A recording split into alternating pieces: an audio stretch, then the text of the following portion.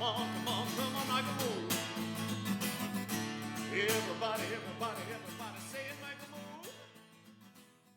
Most people have heard of the movie The Matrix, right? Premise is that humans are unknowingly living in a virtual world created by machines, while these machines use the electrical energy from the unconscious human bodies to power their society. Not likely for a number of reasons, which we'll talk about later. But for our purposes today, we're going to look at the character named Neo, played by Keanu Reeves.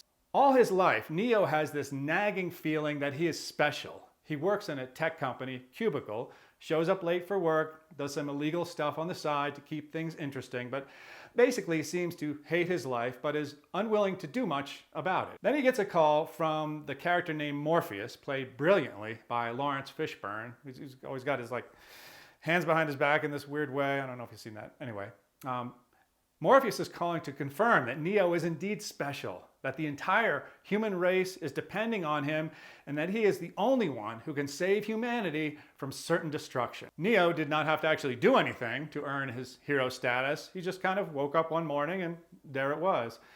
This is a fictional theme you see commonly. Some other examples include Star Wars and the Harry Potter books and movies. For sure, the heroes go through some difficult trials and tribulations during the course of the story and have to do some serious work before they actually save humanity. But the tools that they need in order to actually do the saving just kind of pop into them out of thin air. We humans love to get stuff we didn't earn, or at least we think we do. And who can blame us? It's a major hassle to put in the time necessary to get really good at something.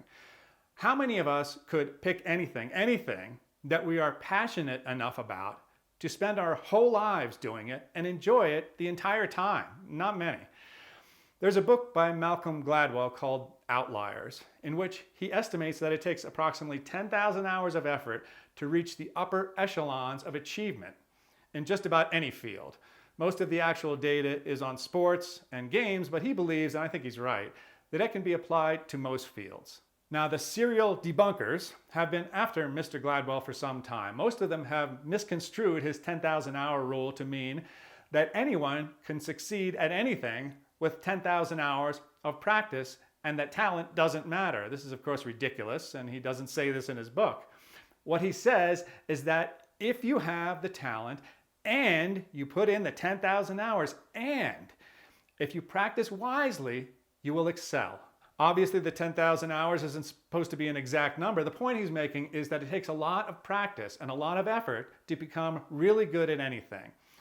3 factors explain the vast majority of human success or failure: decision quality, level of effort, and luck. To reach the upper echelons of achievement, you almost always need all 3: good decisions, hard work, and luck. In Mr. Gladwell's example, a professional athlete would need the luck to be born with the physical abilities to compete, the 10,000 hours of practice, and the wisdom to choose the right sport and practice in the right way. Importantly though, in the vast majority of cases, humans can become a success by any reasonable definition with the 2 factors that are within their control and without putting in anywhere near 10,000 hours of practice. If we do this, it takes an extraordinary amount of bad luck to turn us into failures. The mistake that most of us make is equating bad decisions with bad luck. If I am buying, excuse the expression, crap that I don't need and living on the financial edge and I get laid off and my life collapses, it's not bad luck that did me in. If I'm dealing with a difficult boss and I don't look diligently for a new job that will make me happier and I become despondent and insubordinate and I get fired, I should not blame it on bad luck. That's not to say these people don't deserve our sympathy. It's not to say that none of them should be helped, but making this help a legal requirement is a big mistake because it erases the accountability factor that keeps humanity moving forward. Our distant ancestors lived on the edge of survival because of factors completely outside their control. A cold winter, a flood, an injury could mean disaster. There are still people in this condition today, but it's becoming less and less common as we become more and more advanced. Most of us who live on the edge today are doing so by choice. If you give us a legal right to keep making these choices, we'll just keep on making them. The desire for unearned achievement is understandable. It's another one of those cases in what seems like a good idea at the time, but don't try to force it. Neos, Harry Potters, and Luke Skywalkers don't exist in the real world because if they did, the world would not be real. Oh, if on the off chance anyone under the age of 11 is watching these videos, forget about that stuff. You know we adults can be so unimaginative.